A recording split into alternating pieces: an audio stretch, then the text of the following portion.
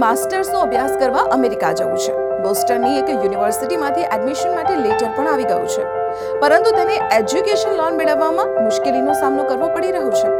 સમસ્યા એ છે કે તેની પાસે કોલેટ્રલ એટલે કે ગીરો માટે કોઈ મોટી મિલકત નથી.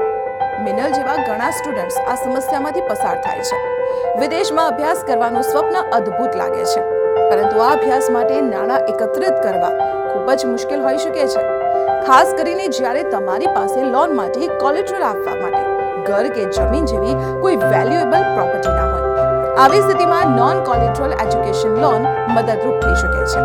આ માટે તમે કંઈ પણ ગીરો રાખ્યા વિના વિદેશમાં અભ્યાસ માટે લોન મેળવી શકો છો. સૌથી પહેલા સમજીએ કે નોન કોલેટ્રલ એજ્યુકેશન લોન હોય છે શું. નોન કોલેટ્રલ એજ્યુકેશન લોન એ લોન છે જેમાં તમારે લોનના બદલામાં બેંક પાસે કંઈ પણ ગીરવે રાખવાની જરૂર નથી. આ લોન ઘણી બાબતોના આધારે આપવામાં આવે છે, જેમ કે વિદ્યાર્થીઓના શૈક્ષણિક રેકોર્ડ, જે કોર્સમાં તે એડમિશન લેવા માંગે છે તે, અને અભ્યાસ પછી ભવિષ્યમાં નોકરીની સંભાવનાઓ શું છે. નોન કોલેટ્રલ એજ્યુકેશન લોન અને કોલેટ્રલ લોન વચ્ચે કોલેટ્રલ ઉપરાંત કેટલાક અન્ય તફાવતો પણ છે. નોન કોલેટ્રલ એજ્યુકેશન લોનમાં કોલેટ્રલના અભાવને કારણે લોન અમાઉન્ટ કોલેટ્રલ લોનની તુલનામાં ઓછી હોઈ શકે છે.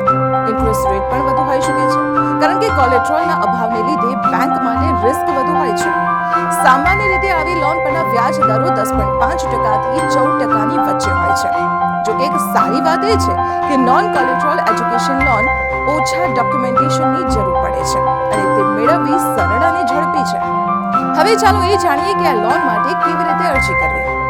આ માટે તમે ઓનલાઈન અરજી કરી શકો છો. તમે બેંક બ્રાન્ચ જઈને તેના વિશે પૂછપરછ પણ કરી શકો છો અને અપ્લાય પણ કરી શકો છો. તમે બેંકના રિલેશનશિપ મેનેજરનો પણ સંપર્ક કરી શકો છો.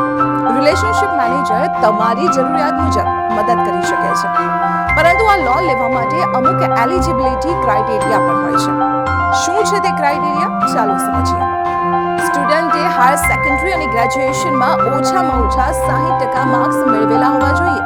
કો એપ્લિકન્ટનો ક્રેડિટ સ્કોર 600 થી ઉપર હોવો જોઈએ. કો એપ્લિકન્ટની મંથલી ઇન્કમ 35,000 રૂપિયાથી વધુ હોવી જોઈએ, અને તે જરૂરી છે કે તેના પર પહેલાથી કોઈ ઈએમઆઈની જવાબદારી ના હોવી જોઈએ. કો એપ્લિકન્ટે 3 વર્ષનું આઈટીઆર અથવા 2 વર્ષનું ફોર્મ 16 આપવું પડશે. કો એપ્લિકન્ટ પરિવારના કોઈ સભ્ય હોવા જોઈએ, જેમ કે માતા, પિતા, ભાઈ, બહેન અથવા પતિ પત્ની. આ લોન માત્ર માસ્ટર્સ કોર્સ માટે જ મળે છે. તમારી પાસે અપ્રુવ્ડ કોર્સનો એડમિશન લેટર હોવો આવશ્યક છે. યુનિવર્સિટી અથવા કોલેજ બેંકની અપ્રુવ્ડ લિસ્ટમાં હોવી આવશ્યક છે. તો આશા છે કે હવે તમે નોન કોલેટ્રલ એજ્યુકેશન લોન વિશે સારી રીતે સમજી ગયા છો. જો તમારું પણ વિદેશમાં ભણવાનું સપનું છે, તો તમે આ લોનની મદદથી તેને પૂર્ણ કરી શકો છો.